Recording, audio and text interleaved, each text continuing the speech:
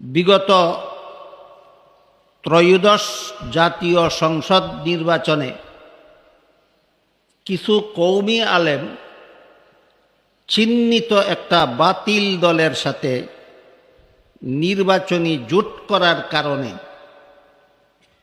কওমিদের সাথে ওই চিহ্নিত বাতিলের একটা সেতু বন্ধন তৈরি হয়। এই সেতু বন্ধনের মাধ্যমে বাতিলদের কেউ হক পথে আসেনি, হকপন্থীদের অনেকেই বাতিলদের সাথে চলে যাচ্ছে। এইটাই হলো সবচেয়ে বড় ফিতনা বর্তমান কওমি আলেমদের জন্য। যেমনভাবে দুধের মধ্যে পেশাব পড়ে গেলে পেশাবের কোনো ক্ষতি হয় না, বরং তার দুর্গন্ধ কিছুটা দূর হতে পারে, কিন্তু দুধ আর দুধ থাকে না, সেটা পান করা হারাম হয়ে যায়। ঠিক তেমনিভাবে হকের সাথে বাতিলের সংমিশ্রণ হয়ে গেলে হক আর হক থাকে না, সেটাও বাতিল হয়ে যায়। ঠিক এই পরিস্থিতিটা ধারণ করেছে বর্তমান বাংলাদেশের কওমি অঙ্গনে। সবচেয়ে বড় মারাত্মক ব্যাপার হলো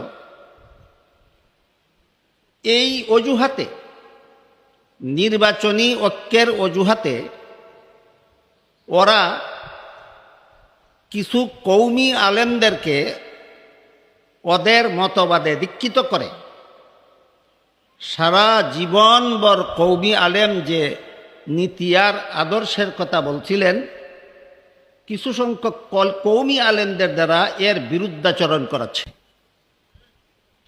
এক কথায় কিছু নীতিভ্রষ্ট, আদর্শভ্রষ্ট দু চারজন কওমি আলেমকে এদের পক্ষে নিয়ে গেছে, নিয়ে এই কয়েকটা কওমি আলেমদেরকেই আপনাদের বিরুদ্ধে, আপনারা বাতিল এবং তারা হক, এই কথাটা মিডিয়াতে প্রচার করে বেড়াচ্ছে। এর মাধ্যমে যে বিভ্রান্তির সৃষ্টি হচ্ছে, এই বিভ্রান্তির ফলে কওমি মাদ্রাসার অনেক ছাত্র গোপনে আর অনেক ছাত্র প্রকাশ্যে তাদের সমর্থন জানাচ্ছে। অনেক কওমি আলেমরাও গোপনে তাদের সমর্থন জানাচ্ছে এবং অনেকে প্রকাশ্যেই তাদের সমর্থন জানাচ্ছে।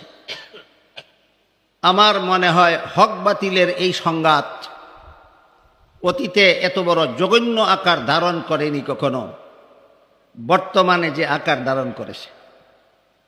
আমার দৃষ্টিতে এইটাই কওমি অঙ্গনের জন্য বর্তমান মুহূর্তের সবচেয়ে বড় ফিতনা এবং সবচেয়ে বড় সমস্যা।